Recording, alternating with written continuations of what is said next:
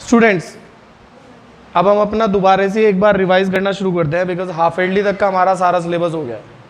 सबसे पहले बात करते हैं, बिल्कुल स्टार्टिंग से शुरू करते हैं अकाउंटेंसी की। अकाउंट्स बिल्कुल स्टार्टिंग से अगर हम बोलें कि अकाउंट्स होता क्या है, भाई एक अकाउंट्स ना एक ऐसा सब्जेक्ट होता है हमारा जो हमारे एंशियंट टाइम से चलता आ रहा है।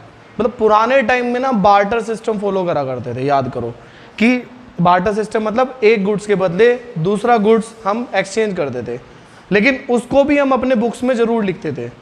धीरे धीरे फिर मनी आने लग गया हमारा, तो जब मनी आया तो उसको बुक्स के अंदर लिखने में थोड़ी प्रॉब्लम होने लग गई। तो अकाउंट्स अगर तुमसे कोई पूछे तो अकाउंट्स किसे बोलते हैं? बिजनेस में होने वाली जितनी ट्रांजैक्शंस होती हैं बिजनेस के अंदर, उन सबको बुक्स में लिखना ही हमारा अकाउंटिंग या अकाउंट्स कहलाता है। समझ में आ गई बात? बिजनेस में जितनी भी ट्रांजैक्शंस होती हैं उन्हें बुक्स में लिखना ही अकाउंट्स या अकाउंटिंग कहलाता है। सबसे पहले बात याद रखना, सब्जेक्ट का नाम अकाउंट्स होता है, या दूसरा अकाउंटेंसी वर्ड भी बोल देते हैं इसको। हम क्या बोल देते हैं? Accountancy. But account word subject गलत हो जाएगा। अगर कोई तुम्हें बोलेगा कि अकाउंट है सब्जेक्ट का नाम, दैट इज टोटली रॉन्ग। ठीक है ना? तीसरी बात, अब पुराने जमाने में एक ना कैसे लिखते थे, तुम सबने देखा भी हो गया। आजकल के जो शॉपकीपर्स थे, कोई कोई जो छोटे शॉपकीपर्स हैं, वो कैसे लिखते हैं? वो लिखते हैं सपोज राम को सेल करा, वो राम लिखेंगे, यहाँ लिख देंगे 100 रुपीज़। श्याम लिखा, यहाँ लिख देंगे 200 rupees, 300 rupees, something like this. वो ऐसे लिख देते हैं। पर इसके अंदर क्या प्रॉब्लम होने लगी? एक चीज़ की डुप्लीकेशन होने लग गई, दो बार आने लग गई चीज़ें। ये सब ऐसी कुछ प्रॉब्लम्स आने लग गई। टाइम का पाबंदी बिल्कुल, नेक्स्ट टाइम मेरे को टोकना ना पड़े आज के बाद, बिल्कुल चुप, बिल्कुल नेक्स्ट टाइम मेरे को टोकना ना पड़े। टाइम के बिल्कुल पंक्चुअल होने चाहिए। ध्यान दो इधर सारे। इसे बोलते हैं हम सिंगल एंट्री सिस्टम। लेकिन इस सिस्टम के अंदर क्या प्रॉब्लम आने लगी?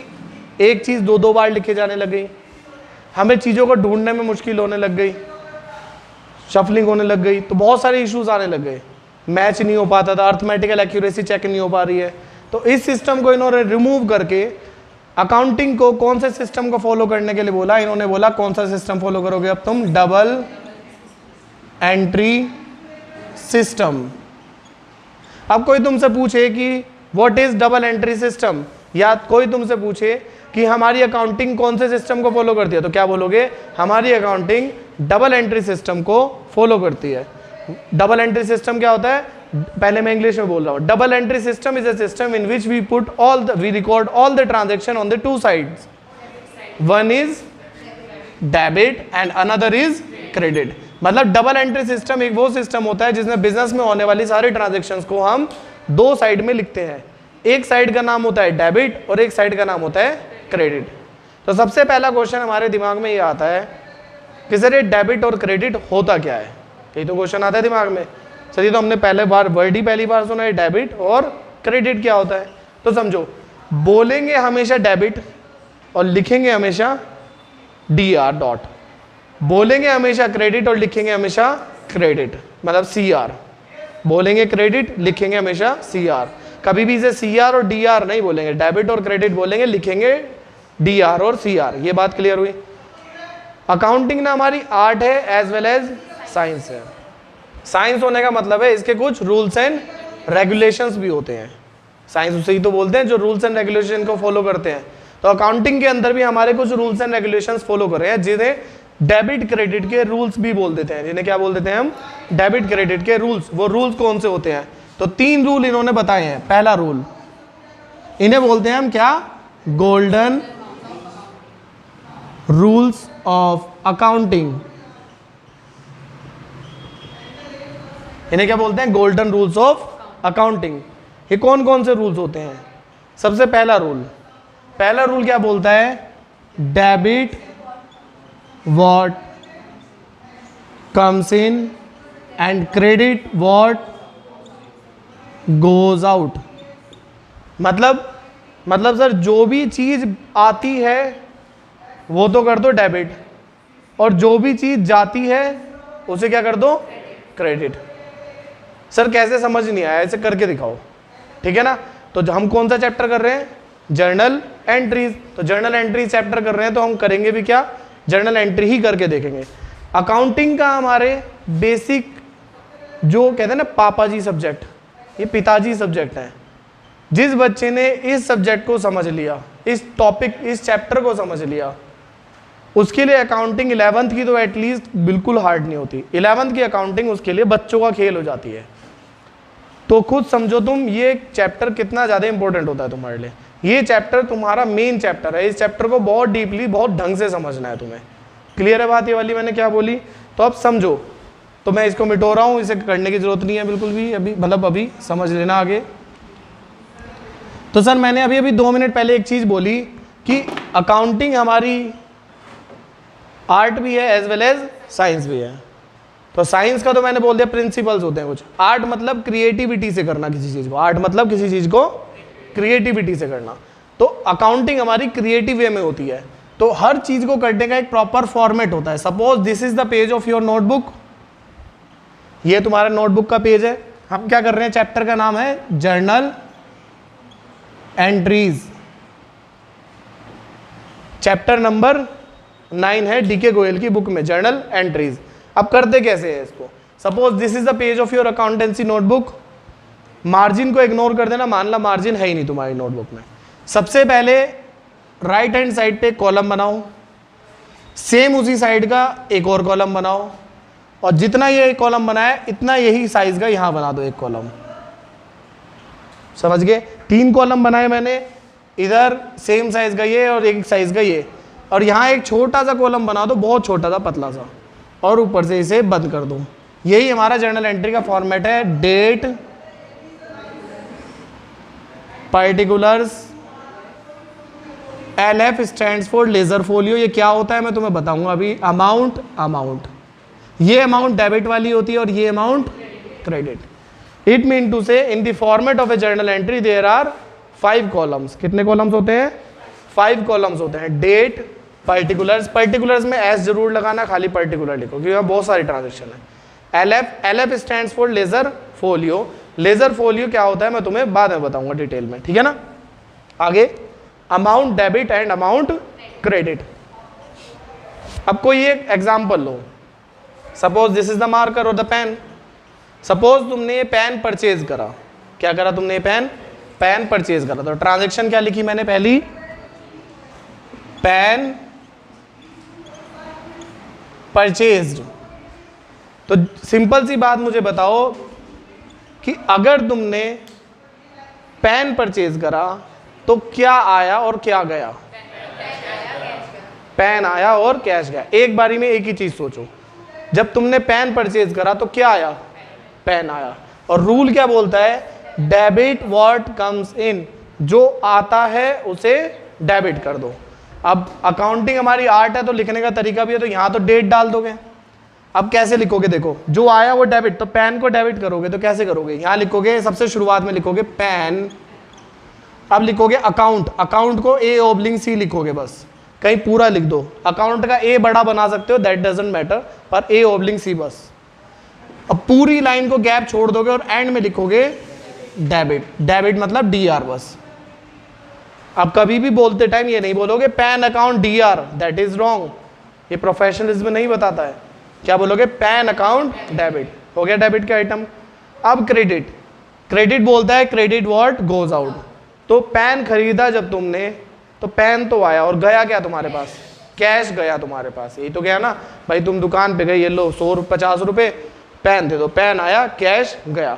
तो जो जाता है वो credit, credit what goes out. तो यहाँ पे अब अब क्रेडिट लिखने का तरीका होता है, थोड़ा सा गैप दो। यहाँ पे गैप देने के बाद इधर लिखो 2 का मतलब ही क्रेडिट होता है। बच्चे ये गैप नहीं देते, गैप देना जरूरी है। गैप दो, लिखो 2। अब क्या गया हमारे पास से? Cash, cash account. इसका मतलब है ये क्रेडिट की आइटम है। ठीक है, बात क्लियर हुई? अब इसके नीचे तुम लिखोगे, ये शुरू से ही बिल्कुल एक ब्रैकेट बनाया, इसे बोलते हैं नरेशन। क्या बोलते हैं? नरेशन क्या होता है? Narration is the explanation of the journal entry. जो तुमने जर्नल एंट्री करी है उसकी एक्सप्लेनेशन है। शॉर्ट में लिखनी है, but it is compulsory to write. Narration हमेशा शुरू होती है बीइंग से, BEING, बीइंग। अब तुमने क्या करा है? जो करा है वही लिख दो। पेन परचेज करा है तो वही लिख दो, पेन। अब हमेशा याद रखना ये सेकंड फॉर्म में चलती है। कैसे चलती है ये? सेकंड फॉर्म में, क्योंकि पेन तुमने परचेज कर लिया, अभी ना कर रहे हो ना करोगे, ये तुम कर चुके हो, तो हमेशा यहाँ सेकंड फॉर्म लगेगी बीइंग पेन परचेज्ड, और अंडरलाइन से सिर्फ पर्टिकुलर्स वाले कॉलम को बंद कर दो। डेबिट के सामने डेबिट में अमाउंट लिख दो 50 और क्रेडिट के सामने क्रेडिट में अमाउंट लिख दो 50। बस ये होती है हमारी जर्नल एंट्री। दोबारा समझा रहा हूं एक और बार सर। पहला रूल क्या बोलता है, debit what comes in, credit what goes out. जो आता है वो डेबिट, जो फर्म से जाता है वो क्रेडिट। तुमने पेन परचेज करा तो क्या आया, पेन आया, तो पेन को लिख दो पेन अकाउंट डेबिट, गैप दिया डेबिट। अब गया क्या, कैश गया, तो गैप दो to cash account being pen purchase. Sir थोड़े और एग्जांपल दो फटाफट। अब जल्दी से मेरे को बताओ, अगर तुमने टी शर्ट परचेज करी है 600 रुपए की, तो डेबिट में क्या आएगा तुम बताओ, टी शर्ट, और क्या लिखोगे बताओ, बोल के बताओ। वेरी गुड, क्या लिखेंगे, टी शर्ट अकाउंट डेबिट, तुम बताओ।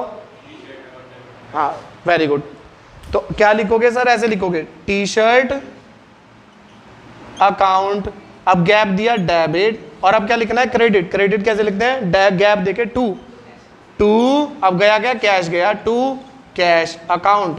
अब फिर शुरू से narration being T shirt purchased. Sir the ultimate point, फिर अंडरलाइन बंद 600 डेबिट के सामने डेबिट में अमाउंट, क्रेडिट के सामने क्रेडिट में। अब कोई तुमसे पूछे जर्नल एंट्री तो कैसे बताओगे, अब कभी भी अटक अटक के नहीं, अब धीरे धीरे ग्रिप बनानी है। शुरू में प्रॉब्लम होगी, फिर ग्रिप बन जाएगी। ऐसे बोलोगे, कोई पूछेगा तुमसे टी शर्ट परचेज, तो एक बारी में एक ही चीज सोचना बस, क्या आया, टी शर्ट आई, तो टी शर्ट अकाउंट डेबिट। अब सोचोगे क्या गया, कैश गया, टू कैश अकाउंट। अब लेकिन जल्दी जल्दी धीरे धीरे परफेक्शन आ जाएगा, क्या, T shirt account debit to cash account. बोल के सुनाना,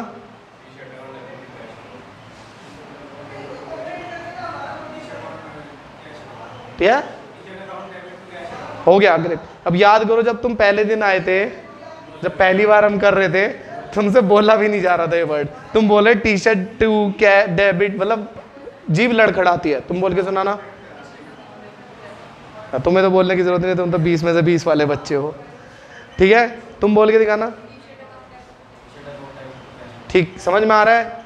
तो T shirt account debit to cash account, narration being T shirt purchased, got it. अब थोड़ा सा और धीरे धीरे बढ़ाते हैं अपना। अब तुमने क्या करा, चेयर बेच दी, क्या बेच दी तुमने, अब यहाँ की चेयर उठा के मार्केट में ना ले जाना बेचने के लिए, स्कूल बेच दो पूरा। Chair sold 300। अब मेरे को जल्दी से तुम बताओ, डायरेक्ट फुल जर्नल एंट्री बताओ, और चेयर सोल्ड, कोई बीच में बोलेगा नहीं, बिल्कुल बिल्कुल फुल जर्नल एंट्री बताना। तुम बताओ, टी शर्ट चेयर सोल्ड, सोच लो सही है कि गलत, गलत, दोनों गलत, तुम बताओ। बिल्कुल सही। सेल्स वर्ड क्यों लिखोगे, चेयर बेची तो क्या गया तुम्हारे पास से, चेयर गई ना, चेयर बेचो तो क्या गया, चेयर गई, तो टू चेयर, तो एंट्री क्या होगी हमारी, आया क्या, चेयर आई कि गया। मैंने बोला इसलिए कभी जल्दबाजी नहीं करनी है, तुमने उल्टी कर दी, मतलब एंट्री उल्टी कर दी, वैसे उल्टी नहीं कर दी, एंट्री उल्टी कर दी, कहीं उल्टी उल्टी कर दो, ठीक है ना, एंट्री अपोजिट कर दी तुमने। करनी है कैश टू चेयर, तुमने कर दी चेयर टू कैश। चेयर आई कि गई, गई, तो पहले ये सोचो ना, तो सर टू में तो चेयर, कैश डेबिट में, तो एंट्री क्या हो जाएगी, बोलो सारे, कैश अकाउंट डेबिट टू, ध्यान दो और सारे बोलो फटाफट, cash account debit to chair account. Narration बोलो सारे, बीइंग चेयर सोल्ड। अब आते हैं इसके आगे, सर जल्दी से मेरे को बताओ, क्या हमेशा ऐसा होगा कि एक चीज आ रही है और एक चीज जा रही है, is this compulsory always, no this is not compulsory कि हमेशा कुछ आएगा और कुछ जाएगा, दोनों चीजें हो, क्या पता वन साइडेड ट्रांजेक्शन हो, it may be a one sided transaction. तो they have made a second rule also. What is the second rule, second rule says that debit all the expenses या losses and credit all the incomes या gains. Hindi में बोलूं, देखना कितना बढ़िया लगेगा। खर्चे को खर्चे के नाम से डेबिट करते हैं। क्या? खर्चे को खर्चे के नाम से डेबिट करते हैं और इनकम्स को क्रेडिट करते हैं। सर और क्लियर करो इसको, एग्जाम्पल के साथ बताओ।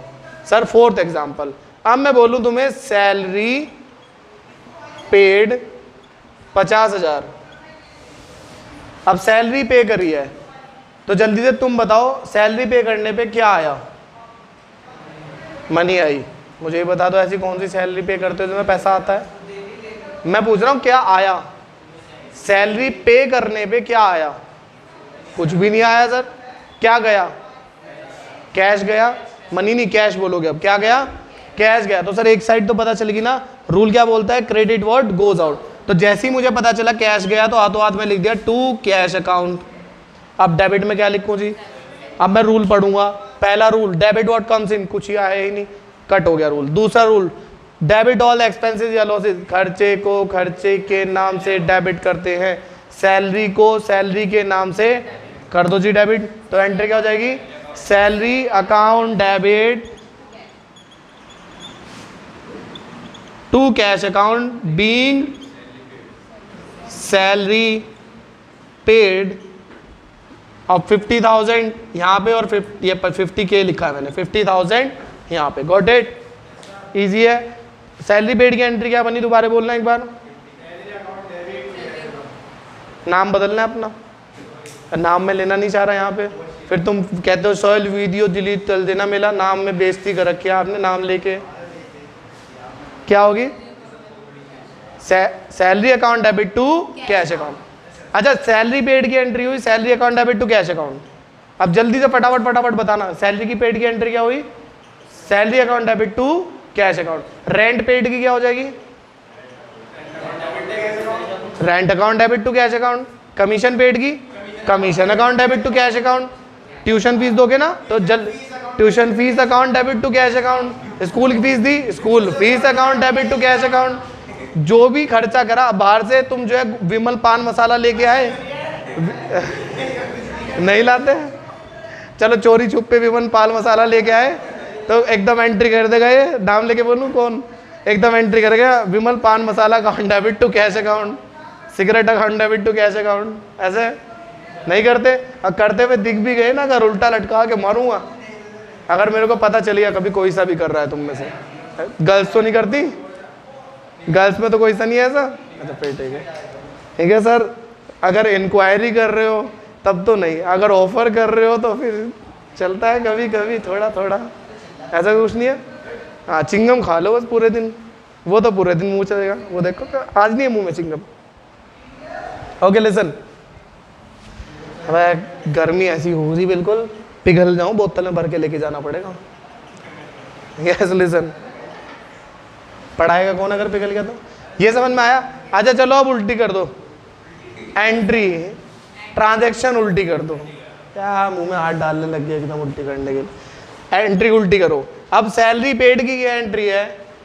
तो अगर मैं बोलूं सैलरी रिसीव्ड की एंट्री क्या हो जाएगी? फिर से रिसीव कर लो 50,000। चलो जी बताओ, तुम भी बताओ जल्दी से। अब हाँ, वो तो पेड की हुई। सबसे पहले सोचो आ क्या रहा है, जा क्या रहा है। जब भी कभी जर्नल एंट्री करनी है तो सबसे पहले हमें ये सोचना है कि क्या आ रहा है या क्या जा रहा है।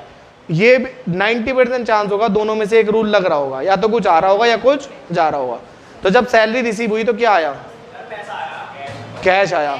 ये मत सोचना सैलरी रिसीव हुई तो सैलरी आई, सैलरी के नाम का कैश आया, ये बात ध्यान रखना। तो क्या आया? कैश। तो एंट्री क्या बनेगी? Cash account debit to salary account. Entry बन जाएगी हमारी cash account debit to salary account being salary received. Amount लिख देना, डेबिट का डेबिट में, क्रेडिट का क्रेडिट में। इजी है। तो कमीशन रिसीव्ड की एंट्री, अगर इतने क्वेश्चन आसान में एग्जाम में देने लग जाऊं तो बात ही क्या है, ये तो बेसिक्स है, अभी तो आएंगे धीरे धीरे। कमीशन रिसीव्ड की एंट्री क्या होगी तुम बताना? क्यों? कैश कमीशन रिसीव की एंट्री हाँ सही है। अब देखो कमीशन रिसीव की एंट्री क्या बोली तुमने, cash account debit to commission account. अब बच्चा क्या सोचता है, बच्चे की थॉट प्रोसेस समझो। बच्चा बोलेगा सर कमीशन तो आया है ना, कमीशन रिसीव्ड का मतलब, तो जो आता है वो डेबिट, तो कमीशन डेबिट होना चाहिए ना। अब बताओ दोनों में कौन ठीक है, कमीशन डेबिट ठीक है कि कैश डेबिट ठीक है? ऐसा क्यों सर, कैश ही ठीक होगा। ऐसा क्यों सर? क्योंकि कमीशन कोई ऐसी चीज थोड़ी ना ले कमीशन उठा के दे दिया, कमीशन के नाम का कैश आया, कमीशन पर्ची पे लिख के थोड़ा ना दिया ये ले कमीशन। तो cash account debit to commission account, तो ये हमारी जर्नल एंट्री होगी कमीशन रिसीव्ड की। अब आगे समझो इसके क्या होगी। अब इसके आगे अगर हम बात करते हैं, थर्ड रूल हमारा क्या बनाया इन्होंने, थर्ड रूल बनाया हमारा debit the receiver and credit the giver.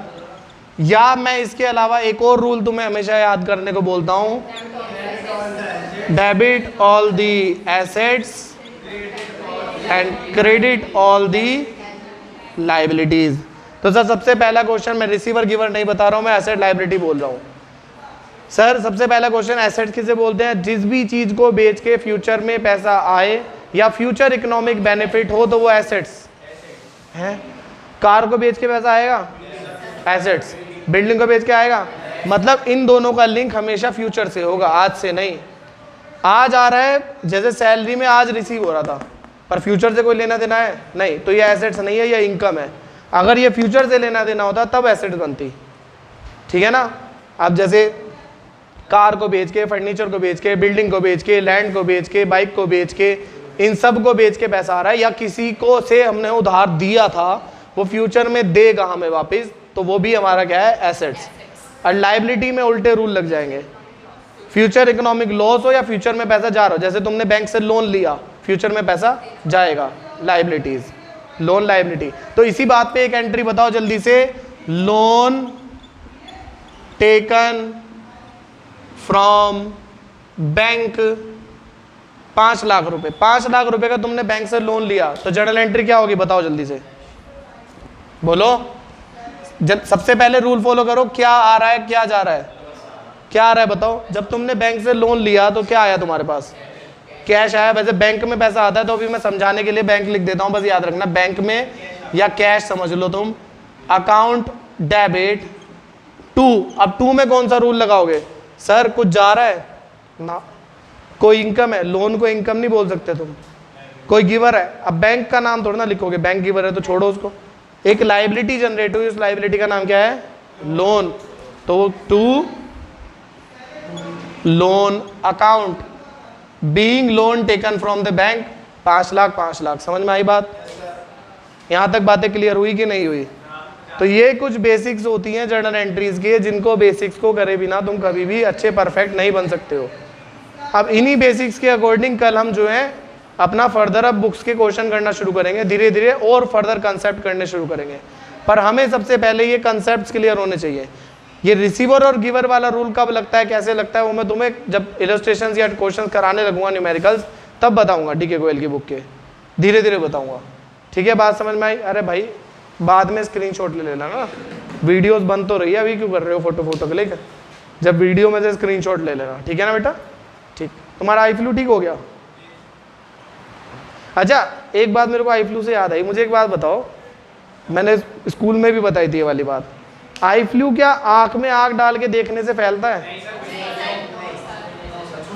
एक बहुत बड़ा र्यूमर इंडिया में फैला हुआ है क्या, कि सर आई फ्लू आंख में आग डाल के देख लो तो फैल जाएगा। अगर ऐसा होता ना, आंख में आग डाल के फैलता, ये तो चश्मा उतार के सबको घूरता हुआ जाता कि मेरे आई फ्लू हुआ, मैं किसी को क्यों छोड़ू, सड़क घर के बाहर पूरे दिन खड़ा हुआ है, आंख में आग डाल के देख रहा है, मैं सबके आई फ्लू करूंगा, आंखों से किरणें निकल रही है। आई फ्लू कभी भी आंख में आग डालने से नहीं फैलता है। आई फ्लू फैलता कैसे है फिर? अब जैसे उसने जो है अपनी आंख में हाथ लगाया, तो अब उसने कहीं पे चेयर्स वगैरह कहीं पे हाथ लगाया, मैंने वो हाथ में लिया, तब भी आई फ्लू नहीं फैलेगा। मैंने आंख में हाथ लगाया तब भी चांसेस कम है कि फैलेगा, बट चांसेस आर देयर कि फैल जाएगा, क्योंकि आई फ्लू इतना डेंजरस नहीं है कि एकदम तुमने पास हाथ लगाया और आंख में लगाया तो एकदम हो गया आई फ्लू। अगर इतना होता तो सबके फैला हुआ होता भी आई फ्लू। नॉर्मली है, उसने हाथ आंख में लगाया अपने, उसके आई फ्लू हो रहा था तो मैंने लगाया, तो फिर मेरे क्या हुआ, चांसेस हैं कि हो जाए। फॉर द फर्स्ट टाइम कैसे फैलता है, जैसे इन्वायरमेंट थोड़ा तुम्हें देखा चिपचिपा टाइप हो रहा है इन्वायरमेंट, इस टाइम मौसम चेंज टाइप हो रहा है, थोड़ी इरिटेशन सी होती है, तो इससे शुरुआत होती है आई फ्लू के फैलने की। तो आई फ्लू से बचना कैसे अगर आई फ्लू हो जाए तो पहली बात तो दिमाग से ये निकाल दो कि आई फ्लू कभी भी आंख में आंख डालने से फैलता है, ऐसा कभी नहीं होता है बिल्कुल भी। दूसरी बात, ट्राई करो आंखों में हाथ कम लगाओ, हाथ टाइम टू टाइम धोते रहो और ठंडे पानी से आंखों को धोते रहो, दैट्स इट। और हो भी गया तो कोई आफत नहीं आ रही, रोने की जरूरत नहीं है, ठीक है, हो गया तो हो गया, आई ड्रॉप लेके आ जाओ, डालना शुरू कर दो। कोई बहुत सेफर साइड चलना चाहता है तो आई ड्रॉप होने से पहले ही अपना लेके आ जाओ और तभी डालना शुरू कर दो। और दिमाग से ये मिथ जरूर निकाल दो कि आंख में आंख डालने से होगा। आप फिर चश्मा पहनते क्यों हैं लोग? चश्मा इसलिए पहनते हैं क्योंकि भाई आंख में से गंदगी निकलती रहती है लोगों के, और किसी की लाल सी आंख देखना थोड़ा इरिटेटिंग टाइप लगता है, और वो गंदी सी भी लगती है, निकलता हुआ मैल सा, तो फिर इसलिए लोग चश्मा पहन लेते हैं। इसलिए नहीं कि दूसरे की आंख से आंख ना फैले, आंख आ गई मेरी और तेरे से मेरी आंख आ गई, ऐसे थोड़ी ना होता है। आंख है कोई, मतलब थोड़ी ना पैसे तेरे से मेरे आ गए, मेरे से तेरे चले गए, ठीक। तो आज एक बात ध्यान रखनी है हमें, अगर मैं इस टॉपिक की बात करूं, ये टॉपिक हमारा बेसिक था जर्नल एंट्री का, golden rules of account, double entry system. इसको ध्यान से, कोई सा ऐसा यहाँ पे अगर मेरे को दिख गया कि बेवकूफ़ों वाली शक्ल बना के बैठा हुआ है कि सर मेरे को टाइम नहीं मिला पढ़ने का, तो वो पिटेगा मेरे से, या पिटेगी तो हो नहीं सकता खैर, बट डांट खाएगी। तो इनके लिए डांट ही ऐसा है काफ़ी, तुम सबके लिए पिटेगा, पीटूंगा पकड़ के, मैं सच बता रहा हूँ। कल से और डिटेल में चलेंगे टॉपिक, ठीक है ना। तो आज की क्लास हम यहीं तक रखते हैं। इसके अंदर बाकी मैं तुम्हें क्वेश्चन होमवर्क में दे देता हूँ, अभी करके भी दिखा दो एक बार मेरे को, ठीक है।